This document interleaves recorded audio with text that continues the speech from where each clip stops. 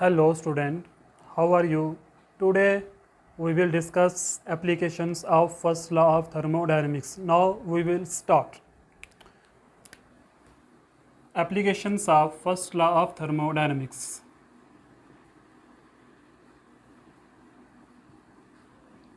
First law of thermodynamics. Okay. Now we will start first application, isothermal process. So student, isothermal process is that process in which temperature remains constant. So what is isothermal process? The process in which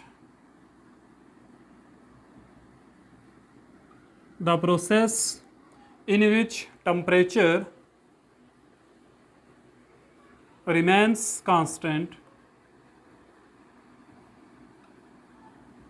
If temperature remains constant, so every student know that internal energy is a function of temperature and volume.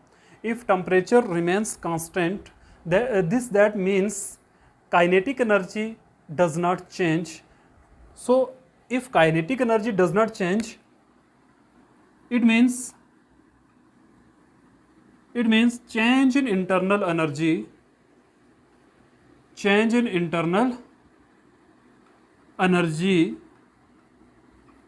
that is du, this is equal to 0. तो change in internal energy जो रहेगी, change in internal energy is 0, that is du equal to 0. तो बच्चे जब temperature constant होता है, यानी isothermal process की अगर हम बात करें तो किस तरीके से फर्स्ट लॉ थर्मोडायनेमिक्स की ये एप्लीकेशन है बच्चे. देखो, अगर अब एक ऐसा प्रोसेस है जिसमें हम हीट तो सप्लाई कर रहे हैं बट टेम्परेचर राइज नहीं कर रहा सिस्टम का, उस वक्त फर्स्ट लॉ ऑफ थर्मोडायनेमिक्स बच्चे हमें क्या कहता है? अकॉर्डिंग टू फर्स्ट लॉ, क्या थी फर्स्ट लॉ की स्टेटमेंट बच्चे? D Q equal to D U plus D W.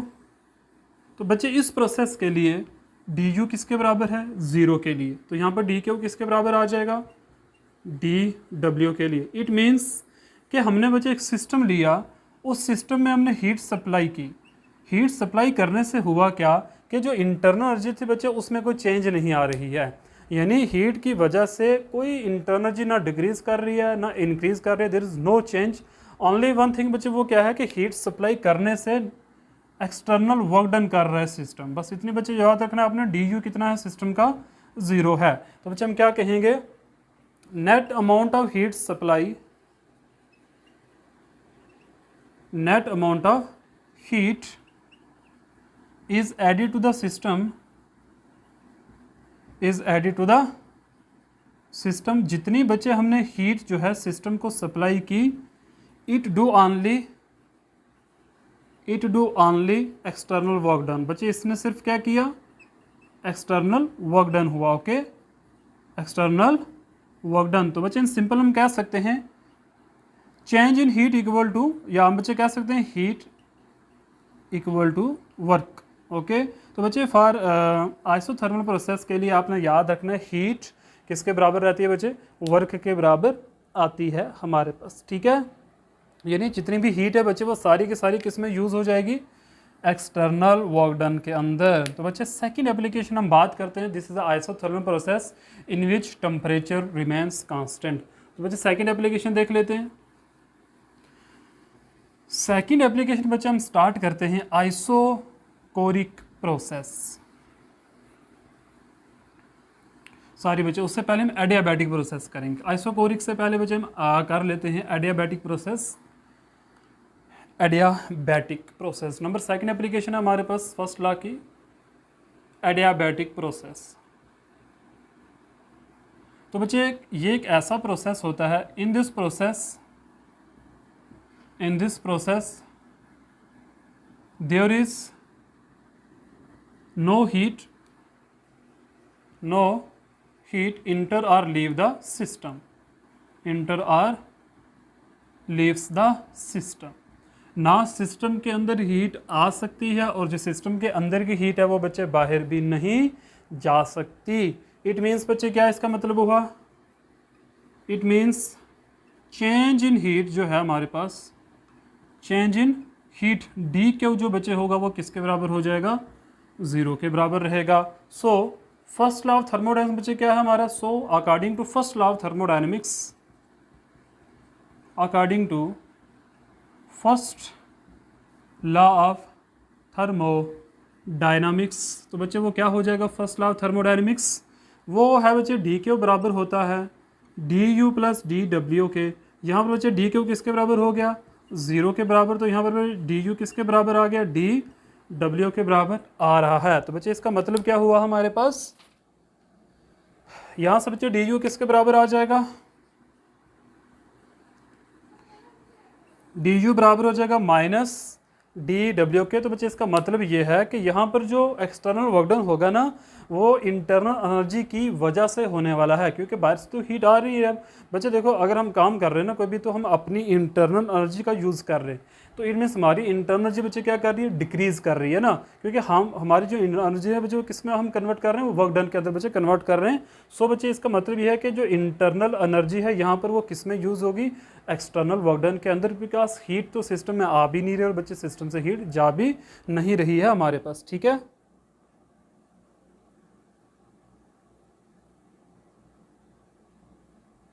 तो बच्चे इस केस में क्या आपने याद रखना है, डी यू क्या रहेगा,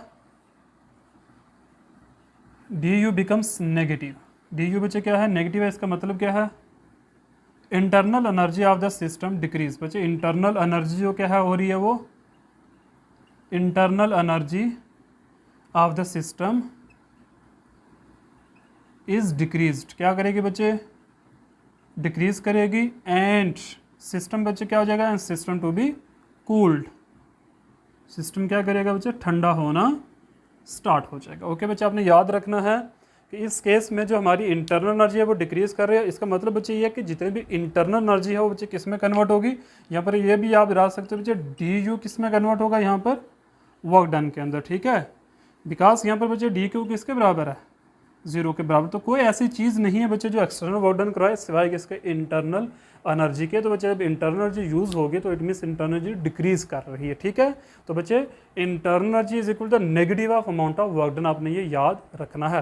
ठीक है बच्चे, तो नेक्स्ट चलते हैं हम बच्चे आइसोकोरिक प्रोसेस के ऊपर। ओके, नंबर थर्ड एप्लीकेशन बच्चे, आई थिंक ये भी बच्चे समझ में आ गई। अभी एडियाबैटिक प्रोसेस ऐसा प्रोसेस बच्चे होते हैं जिसमें हीट रिमेंस कांस्टेंट रहती है। सिंपल ये भी बच्चे कह सकते हो, इसमें जो हीट है ना, नेट अमाउंट ऑफ हीट वो क्या है, कांस्टेंट है। ना तो हीट आती सिस्टम के अंदर, ना बच्चे हीट जाती है सिस्टम से। ओके, नेक्स्ट एप्लीकेशन हम बात करेंगे, application number third, isochoric process. तो बच्चे आइसोकोरिक प्रोसेस क्या होता है, करते हैं बच्चे, देखते हैं।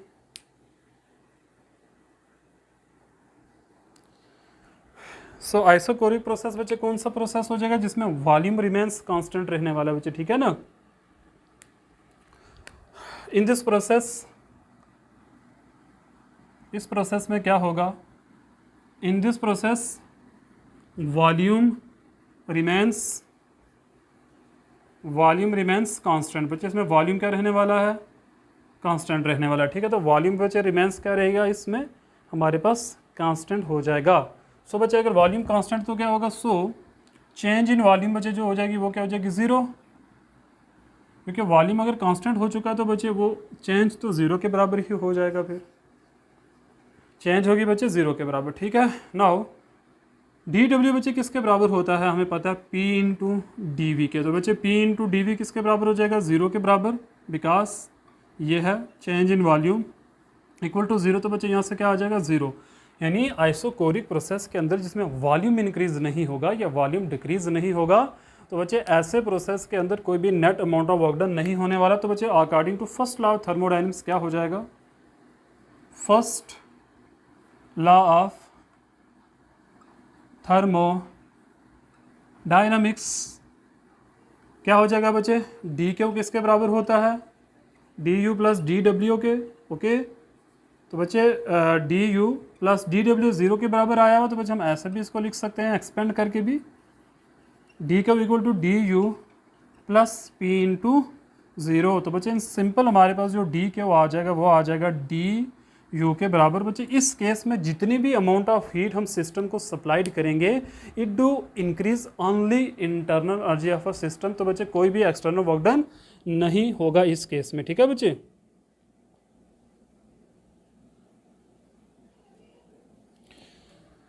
तो बच्चे इसका मतलब क्या हो जाएगा, मैं यहाँ पर लिख देता हूँ बच्चे। इसका मीनिंग क्या है हमारे पास, d Q equal to D U. तो बच्चे हम क्या कहेंगे in this case, in this process के अंदर बच्चे क्या होगा, if heat is absorbed by the system, if heat is absorbed by the system, बच्चे अगर इस केस के अंदर आइसोकोरिक प्रोसेस के अंदर बच्चे जो हीट अब्जॉर्ब कर रहा है सिस्टम एट कांस्टेंट वॉल्यूम के ऊपर, एट कांस्टेंट वॉल्यूम, बच्चे ऊपर से आई थिंक आपने लिख लिया होगा तो ये वाला हम रब कर देते हैं।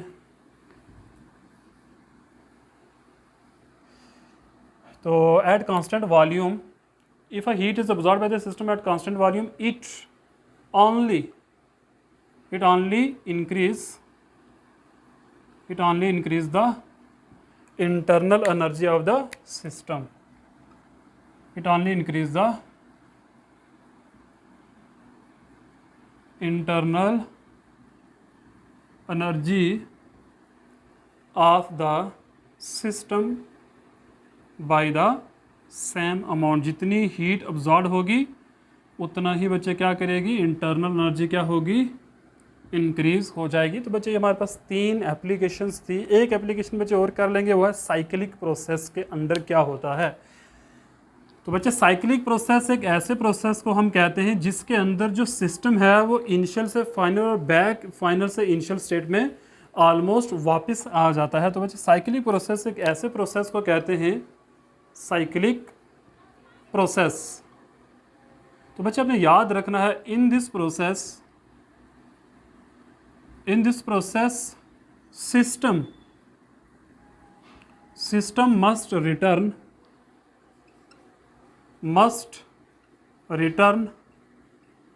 back to the must return from final to initial state।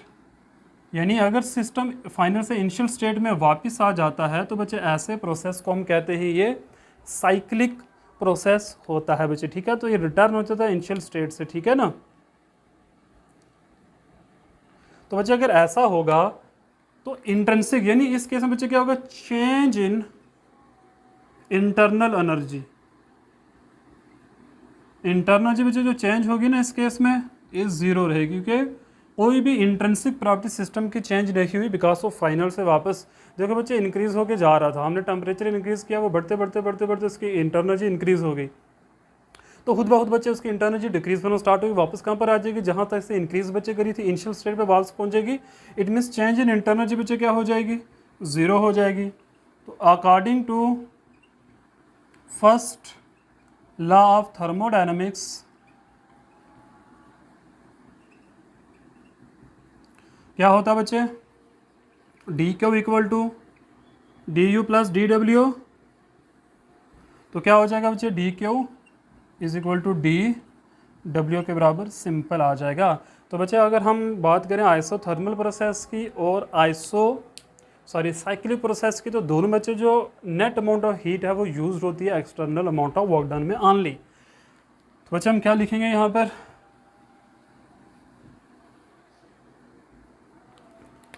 heat is absorbed by the system